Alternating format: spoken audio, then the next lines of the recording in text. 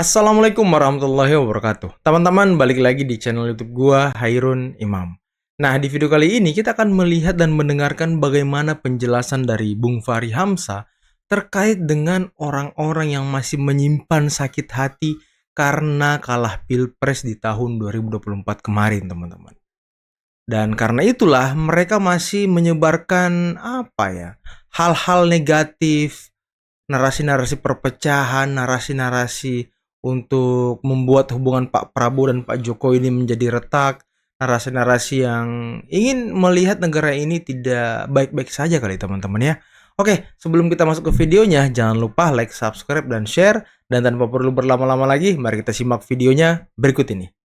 Ya mohon maaf, ini pelampiasan dari kecewa mereka kepada aktor lainnya gitu. Dan kebetulan aktor yang mereka sangat keselin ini adalah Pak Jokowi, karena Pak Jokowi sepertinya tidak seperti yang mereka inginkan. Kalau kubunya Anies jelas ini anti Pak Jokowi sejak lama.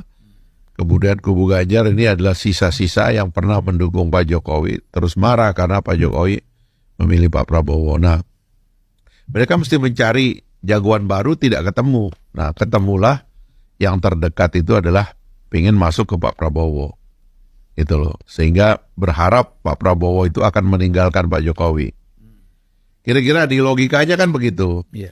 Maka dilancarkanlah serangan gitu, pecah belah supaya lagi-lagi Pak Prabowo itu karena Pak Jokowi sebentar lagi udah ditinggalkan aja dan mereka siap untuk menjadi pendukung baru. Waduh, enak kali Jadi ya. dengarlah ceramah-ceramah dari tokoh agama yang mengatakan, udah biar aja, dia kan udah mau selesai. Kata kayak gitu kan. Ya.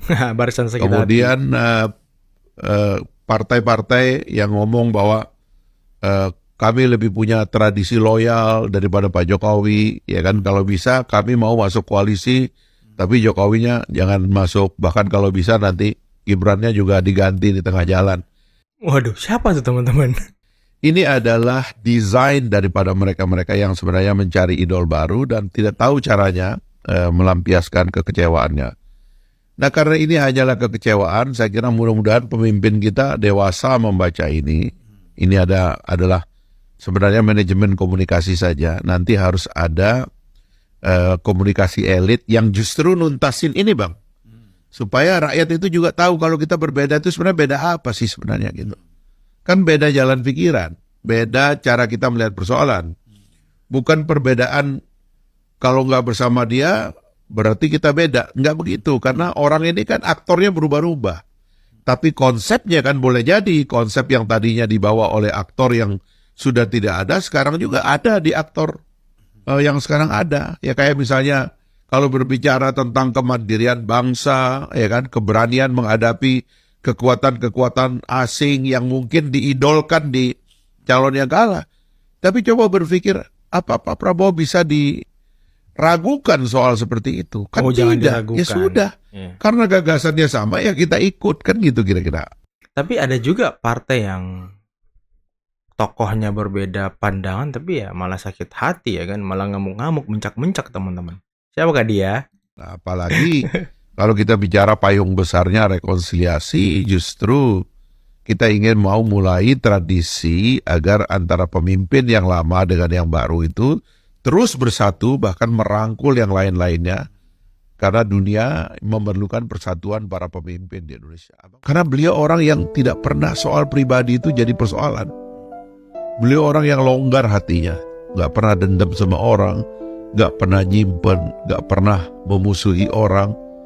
Dan dia orang yang sudah melalui ini dengan dahsyat, Bang.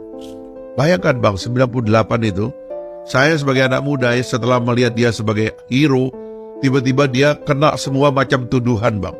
Menculik, kudeta, segala macam semua. Dulu tuh kalau ada bom di Papua, OPM lagi nembak, itu anak buahnya Prabowo.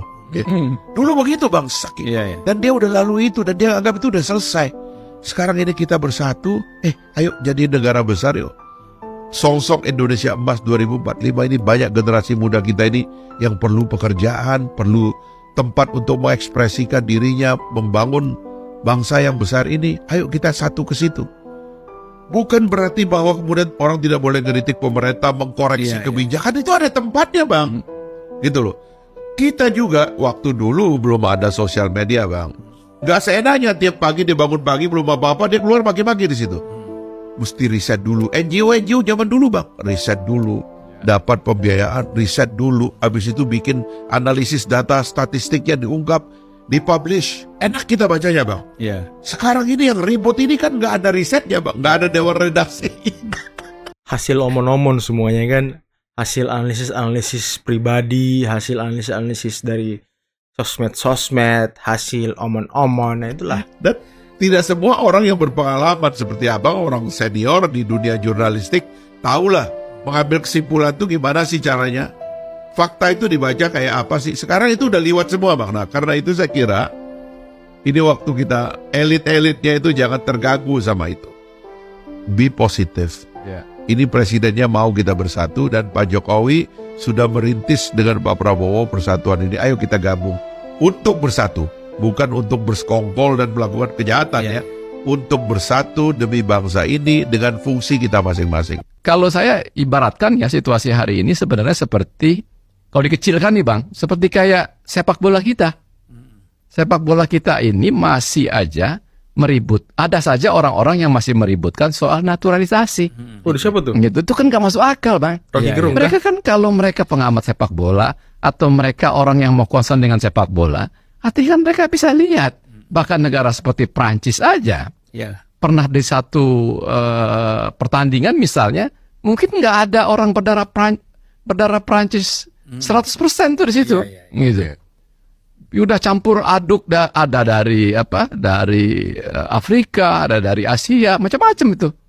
Inggris juga begitu. Jerman yang tadinya hampir bisa dibilang nggak ada kulit lain selain kulit putih, juga mulai berwarna. Gitu. Jadi gimana masih memperdebatkan soal ini dan kemudian mengatakan bahwa sepak bola Indonesia sekarang ini bisa berkembang pesat itu terang aja karena naturalisasi loh.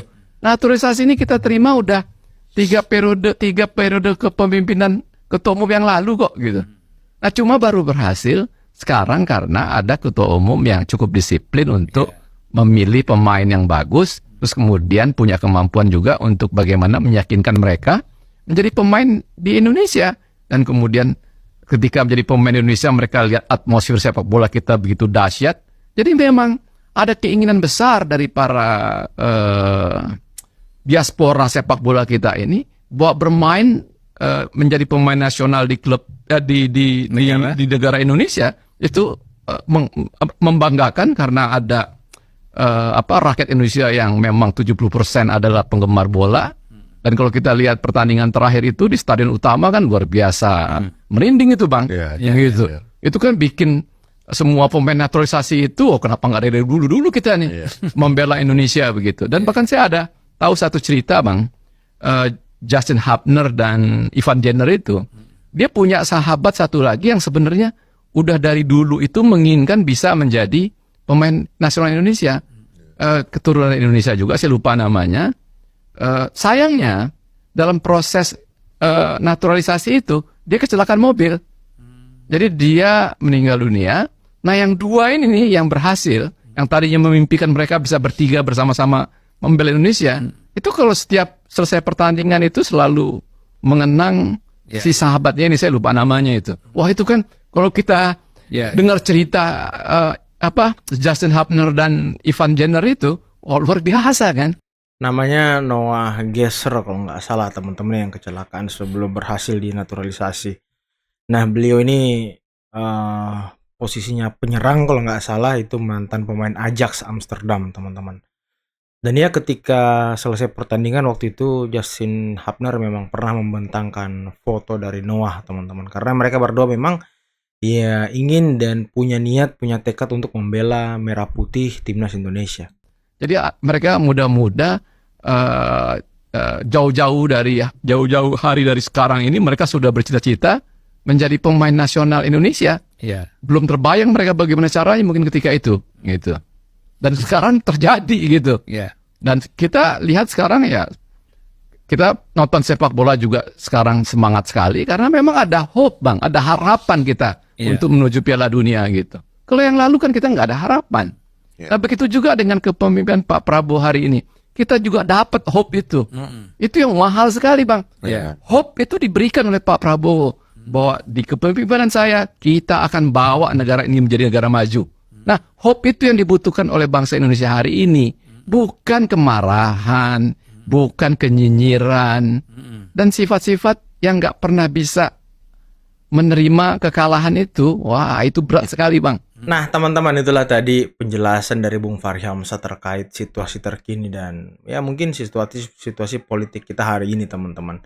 Dan juga penjelasan dari Bung Jeffrey Giovanni yang juga menjelaskan dari mungkin memberikan perspektif lain terkait dengan bagaimana kondisi Indonesia saat ini. Dan bisa kita dengarkan tadi kata Bung Fahri Hamzah, ada orang-orang yang mungkin masih menyimpan sakit hati karena kekalahan Pilpres, sehingga menyebarkan narasi-narasi yang tidak menyenangkan, yang bisa membuat perpecahan antara anak bangsa, yang berharap mereka ini Pak Jokowi dan Pak Prabowo pecah, yang membuat Pak Prabowo dan Mas Gibran ini pecah. Ya, inilah narasi-narasi mereka yang mungkin belum move on dari Pilpres 2024 dan juga mungkin tidak majunya Anies di Pilkada serentak di Jakarta, teman-teman. Tapi ya itu apa ya, teman-teman, saya juga bingung dengan orang-orang ini. Kenapa mereka selalu menyerang membabi buta, menyerang dengan tidak memikirkan dampaknya? Ya seperti itulah, padahal kan Pak Prabowo sudah ingin mengajak semuanya bersatu, mengajak semuanya untuk rekonsiliasi. Untuk apa? Untuk membawa Indonesia menjadi negara maju, untuk membawa Indonesia emas 2045, teman-teman. Karena tanpa kita bersatu, rasa-rasanya sih agak mustahil bahwa kita bisa menjadi negara maju 2045. Karena ya kalau kita nggak bersatu, kita selalu ribut antara anak bangsa, ya kita disibukkan saja dengan isu-isu yang remeh-temeh, isu-isu yang tidak ada dampaknya untuk Indonesia, isu-isu yang tidak ada mudaratnya gitu. Jadi kita tuh selalu disibukkan dengan hal demikian, isu tentang bau ketek, isu tentang jet pribadi, padahal kan semua pakai jet pribadi, isu tentang apalagi, teman-teman, fufu fafa dan segala macam. Kenapa kita tidak fokus kepada program-program yang akan dijalankan oleh Pak Prabowo Subianto, mengkritik, memberikan masukan, kan ini yang diperlukan untuk pemerintahan ke depan. Karena ya bukan tidak mungkin ada sedikit yang perlu dikritik, ada yang perlu kita kasih masukan. Kan ini lebih bagus daripada membahas soal fufafa, membahas soal bau ketek dan segala macam. Ini kan apa ya? Kita berbangsa itu masa hal-hal yang seperti ini yang mau kita bahas beberapa minggu terakhir ini, teman-teman. Kita tuh harusnya membahas ke depan, bagaimana Indonesia ke depan, bagaimana kita caranya menyongsong Indonesia emas 2045. Jangan terjebak dengan isu-isu yang remeh-temeh, yang tidak ada bobotnya, yang bisa membuat kita terpecah menjadi bangsa, teman-teman. Dan ini selalu dilakukan oleh memang pembenci pemerintah. Dan ya itulah tadi, teman-teman, penjelasan dari Bung Jeffrey Giovanni terkait dengan ada orang-orang yang akhirnya bersuara mengkritisi naturalisasi, yaitu Rocky Gerung. Dan ya Rocky Gerung udahlah, dipajak tebing aja, dan di politik udah itu aja yang kau urus, nggak usah urus yang lain ya kan. Fokus aja di situ, dan filsafat dungumu itu ya Rocky Gerung ya. Oke, teman-teman, mungkin cukup sekian dulu video kali ini. Jangan lupa like, subscribe, dan share videonya. Akhir kata, billahi taufiq wal hidayah. Wassalamualaikum warahmatullahi wabarakatuh. Bye bye.